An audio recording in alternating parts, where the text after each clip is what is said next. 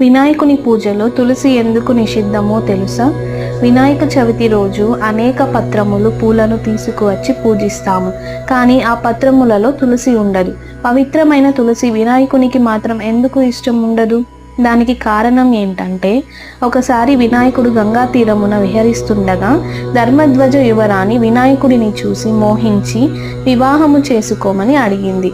దానికి వినాయకుడు కాదనడంతో ధర్మధ్వజ రాజపుత్రిక కోపించి దీర్ఘకాలం వినాయకుడిని బ్రహ్మచారిగా ఉండమని శపించింది.